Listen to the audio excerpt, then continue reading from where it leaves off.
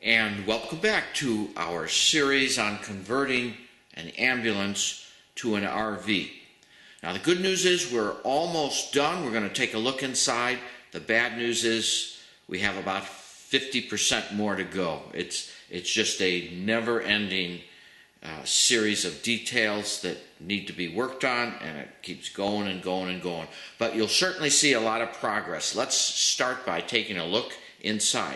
And be sure to watch the previous episodes in this series so you know how we got to this point.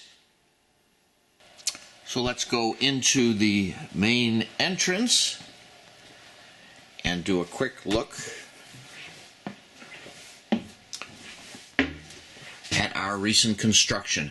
Now I'm going to do a panoramic look around with the camera first, and then we'll come back and talk a little more detail about the construction that has occurred since our last video.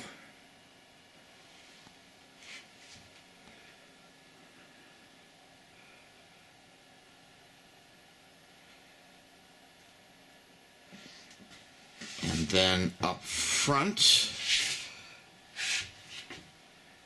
and that's the bathroom through those louvered doors, and of course the entrance to the driving cab, our shower area, and then back to the kitchen with cabinet up above. So let's talk about some of the specifics. It worked out pretty much the way I wanted to.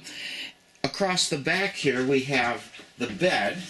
So this is a 1.5 to 2 person bed, and the mattress of course will sit on top of the slats there.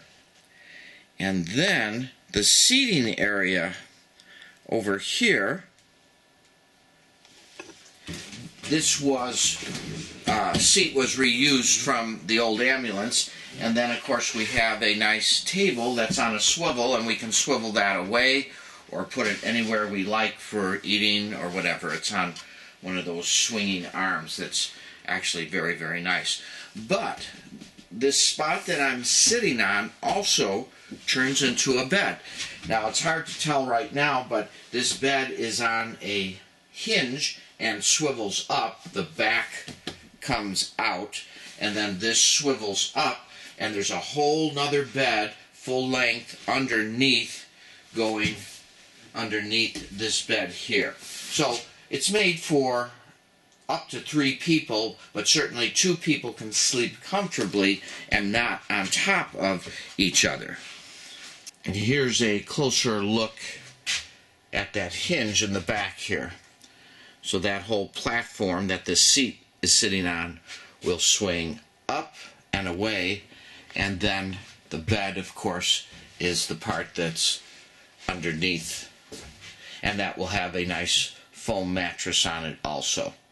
But in the meantime, it's made for sitting too. And up at the top we have light that comes through with those circles, and those of course are being translated from the old flashing light fixtures that I took out and put in the polycarbonate so we can look outside up at the top there, kind of portholes. And I want to talk about real quickly the wood that I used for the walls, and then the wood for the ceiling. The walls were done with this 1x4 pine, and it's by 3/4 of an inch. Not tongue and groove, I just butted them up against each other, and that's so that I could easily remove any of these planks for maintenance, modification, repairs, etc. The ceiling is thinner. This is cedar, tongue and groove cedar. It's only 1/4 inch, and about every 5th or 6th slat I removed the tongue, and that's again so that I could easily pull down a section at a time for maintenance, for the wires, looking for leaks, things like that. I just wanted everything to come apart easily. For attachment to, remember, the metal structure, aluminum structure behind, I'm using these nice screws They're for flush fitting, recessed, and they're made for drilling into metal. I drill a pilot hole first, but that makes it very easy to attach wood to metal, and basically it's a sheet metal screw once the built-in bit is done sizing the hole to its proper size. And that's how all of the panels are held in for the walls. And you will notice the screw heads are all visible and easy to remove if necessary to bring one of the slats out. And up in this area, we'll install the TV, got our antenna cable from the antenna on the roof and an outlet. And then underneath the bed will be the chest freezer. That'll be on a slider, so we pull that out. The floor has not been done, of course, yet. And we have this nice countertop. It's made out of 3/4-inch plywood, and then added polyurethane. And by the way, the wood on the walls is unfinished. It was really cut and planed very nicely from the lumber yard. So I can either leave it as is or go ahead and seal it. Then, of course, as I mentioned, the ceiling is unfinished cedar. Probably leave that alone. And then the kitchen countertop we talked about last time, the butcher block. And now the cabinets up above, those are reused from the old ambulance. Those are all aluminum, very heavy duty, with slider panels at the front. And there's our switch center where all of our low voltage lighting is controlled. And for example, underneath the countertop are LED lights, so I can shut those on and off. And this takes us over to our shower area, which is somewhat unique in that the faucet, etc., are up here. All we have to do is screw on the shower head, and there's our mixing valves. And down below,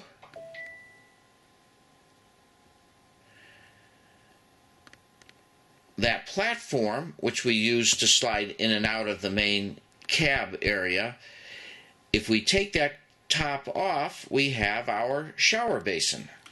I'll go ahead and slide that out so we can see the basin. Basically, it just lifts off. Okay, thank you. Yeah, all right, yeah. Okay, quickly. And there is the shower basin. And by simply putting a wraparound curtain, a shower can be taken right in place, and then the base can be replaced afterwards. And the drain, of course, goes into our gray water tank. Now, if we come around the edge, we can look at the washroom here. And basically, through these bifold doors, switch on, and here's the washroom. And our vent going up through the ceiling, and our max air fan, that's for the whole RV area, and that'll pull air through the louvered doors. And up here is our TV amplifier. And we'll get a cabinet eventually for the back there above the commode. And that, of course, goes into our black water tank below that we talked about in previous videos. And over here is the water heater and outlet. So that'll give us 5 gallons of hot water when we throw the switch on. And our plumbing for that. Coming back outside, We have installed our rear view camera, and that is a wireless one. All it needs is 12 volts and sends the signal to the front. And walking around the back here.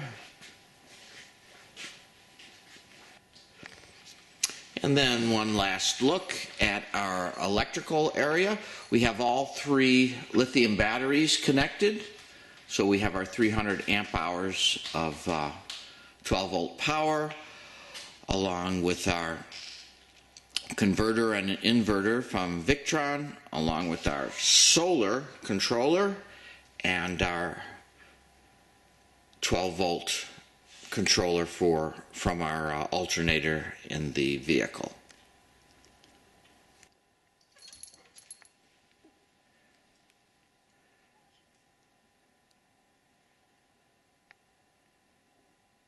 So there's our summary for now at our current state of progress.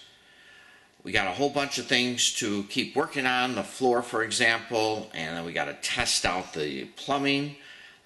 The solar panels, we'll have a view next time on the roof, the ceiling, to see our solar panels and the other accessories we added to the roof, the ventilating fan, the antenna, the vent, etc. And soon we'll be getting ready to take this thing out of the shop here and into the grassy field, which is where our final testing, our real world testing, will occur, so that when things leak they go on the grass and things like that. So we'll see you next time.